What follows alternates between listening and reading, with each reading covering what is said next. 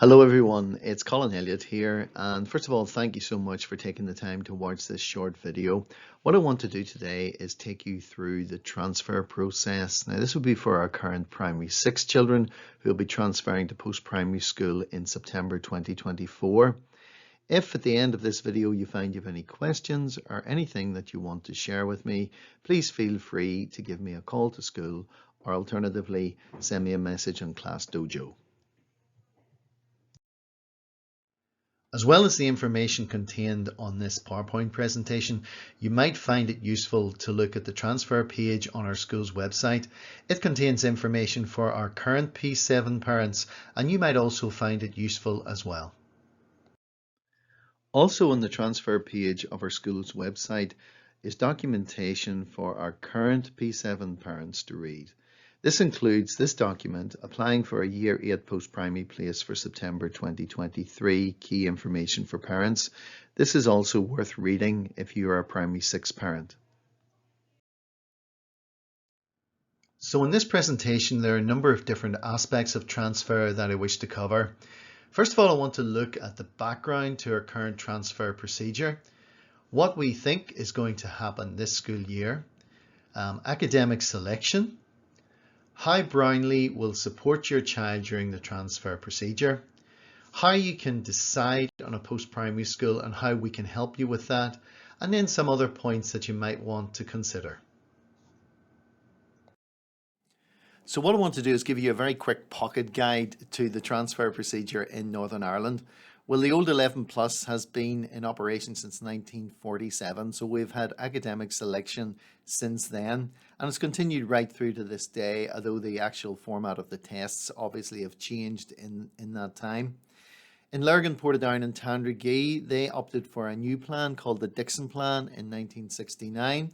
It's been very successful in those areas, and that's where children transfer from primary school to a junior high school and then on to grammar school at the age of 14.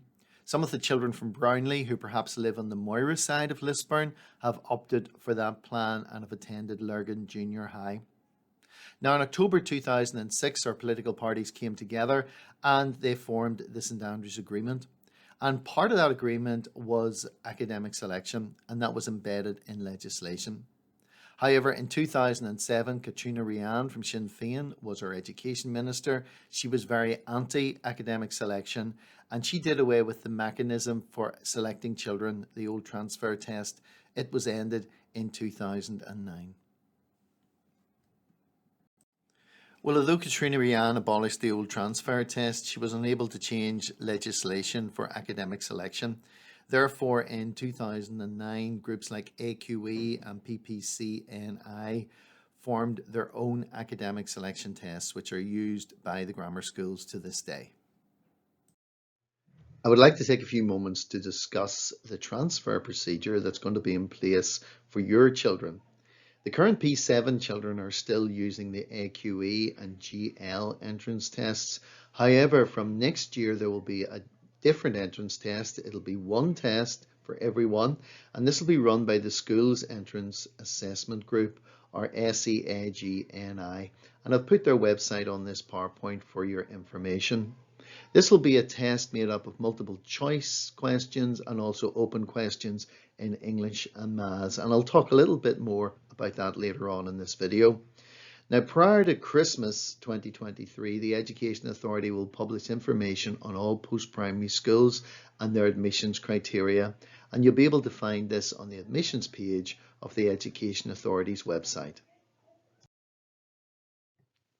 We're very fortunate in Lisburn to have many excellent post-primary schools, and yet I would advise all parents to go to the open evenings and have a chance to walk around the school, meet the staff, meet the pupils, and just get a feel for the school, because you're going to be investing your child's education in those schools. So it's important to find out a lot about them. Ask plenty of questions, and if you know any other families who attend, please ask them what it's like on a normal day-to-day basis.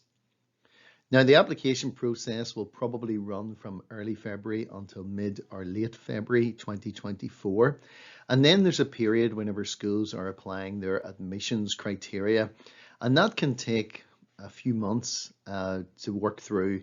and children are moved around different schools depending on their choice and depending on the number of places available in each school.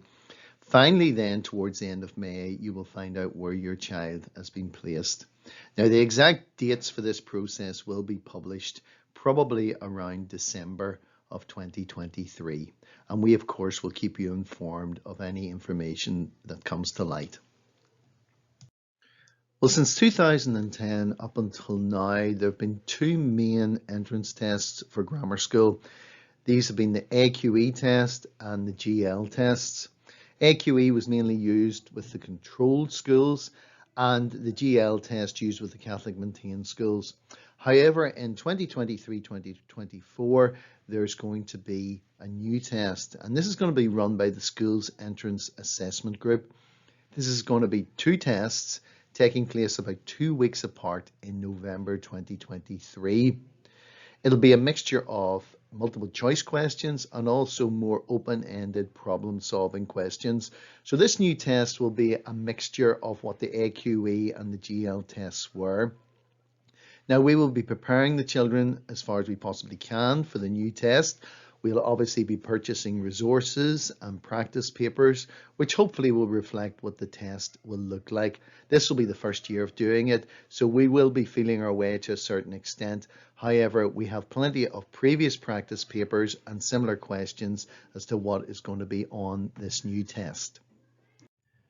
As well as having the knowledge to answer each question correctly, it's important that the children are aware of exam technique, and that's something that we try to teach them during primary 6 and into the first term of primary 7. We're going to be working with other local primary schools and of course with providers as well of practice tests in order to build up a catalogue of tests that we can use this year, and that will reflect what the new test is going to look like. As I said earlier, many of the questions will be similar to what the children have already been used to doing. Now, I've included on this page some useful websites which parents can freely access. However, we don't endorse them as such, but they do provide resources for parents which they might find useful. In this slide, you can see a list of some of the grammar schools that our children in Brownlee transfer to. Most of them transfer to Lisburn, but others do go to schools in the Greater Belfast area, and some children have even transferred to Banbridge Academy. When we're thinking about the different schools that our children transfer to from Brownlee, we have to give a mention to Chen Yang Li, who is a past pupil of Brownlee Primary School, and last year he was the head boy of Eton in England. He's now an undergraduate studying economics at Cambridge University. Well, whether you've set the transfer tests or not, the application process for post-primary school for everyone takes place during February, and that'll be February next year. I will include all the links and all the website pages that you'll require on our school's website on the transfer page. Well, as I mentioned earlier, schools will then apply their criteria and select their pupils. Children who have statements of special needs will apply through a different system. That will be through their annual review, and we will do that together in the school along with Mrs. Lewis, our special needs coordinator. Now, if you're a service child and you've just arrived in Northern Ireland and maybe missed the application process or missed the transfer tests, you can apply using an SC form. That's a special circumstances form, and we will help you through that. Now, you may be a family who have been through quite a traumatic experience during the time of the tests, and perhaps you want to apply for special circumstances. Again, speak to us and we will advise you through that. The next thing I want to look at is how Brownlee Primary School will support your child throughout P6, P7 and the transfer process. Now, this is for both children who are not sitting the transfer test as well as those that are sitting it. First of all, what we do is we canvass parents to determine how many children are likely to sit the entrance tests, and we've already done that and we have had a very good response this year. So we've already started our preparation for the AQE and GL tests. Now, if your child has opted not to do the tests, please do not think that they will be set to one side and will not be working. They will be continuing with the Northern Ireland curriculum as they normally would have done. And we feel very strongly about that they will be continuing their normal work. Now, for children who are sitting the tests, the content will continue to be accelerated so that we have all the primary 7 work covered pretty much by the end of P6.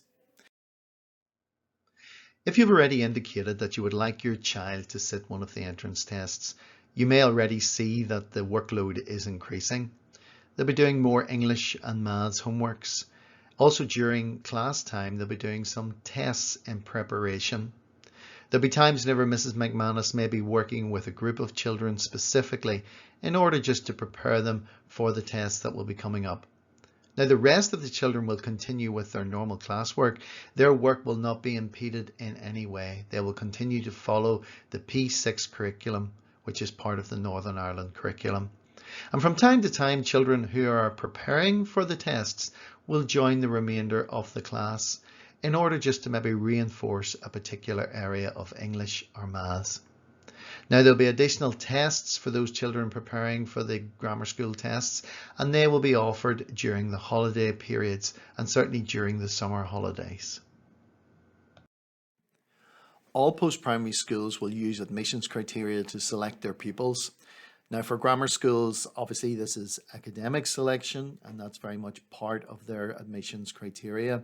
But all schools will use different forms of criteria. For some, it could be the catchment area. It could be distance from home to school. It could be the primary school that your child is transferring from, especially if that primary school has already had a history of supplying pupils to the post-primary school. For integrated schools, they may look at the religion of the family. So if you define as Protestant or Catholic or other, they will have certain quotas that they need to fill, and they will select children depending on that. Other schools may use a generated selection tool, a random selection tool based on letters and where your surname falls within that.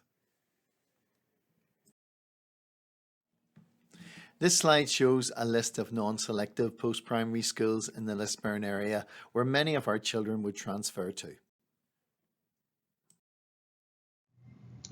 We like to encourage parents to have a realistic view of their child's ability. The last thing we would want to see would be a child who struggles for many months in preparation for a transfer test, only to find in the end that they don't get a score that's going to allow them to go to one of the local grammar schools.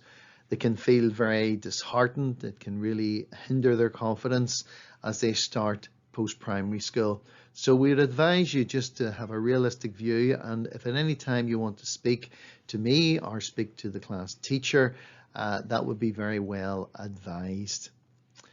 Now, in December, you'll find that the Education Authority will publish information about the transfer procedure and about how you can apply for post-primary schools next year. As I've said earlier, attend the open evenings. Those are very, very important. And also speak to parents who have children attending those schools. And remember, don't be afraid to ask questions. Although the application process for post-primary schools is now online, parents find it really beneficial just to chat through their choices with us. It's an opportunity for the P7 teacher and myself to meet the parents and talk about the admissions criteria, and between us discuss which school is possibly best for your child. It's also an opportunity for the P7 teacher to discuss the progress that your child has made this year. We are very aware that some children might find the transfer from a school like Brownlee Primary School to a much larger post-primary school a little bit stressful, but we try to prepare them for that right throughout the P6 and P7 years. Also, some of our more able pupils may find a challenge that they wouldn't normally have met. Suddenly they're going to find problems and they're going to find questions in their transfer test practice papers that maybe require a little bit of thought. Maybe children that are used to getting everything right might start to find they're getting some questions wrong. And that's all part of learning, but they shouldn't get stressed about it or anxious about it. And again, as parents and as teachers, we want to support them through that. So it is important to keep the transfer test in perspective.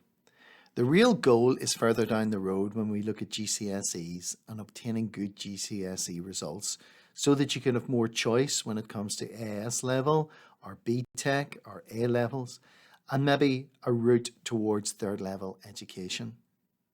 Both my children took very different routes but have ended up in good jobs. So it's important to keep the transfer test in perspective.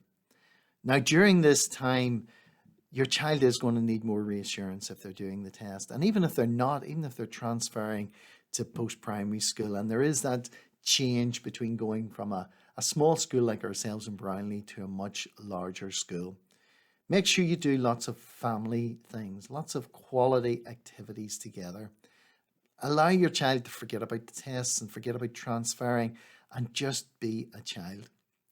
And just another thing which some parents have done in the past, please don't bribe your children with money because that actually adds to the stress. Or don't say, look, we're all going to go to Disney World if you do well in your transfer test, because that puts them under so much pressure.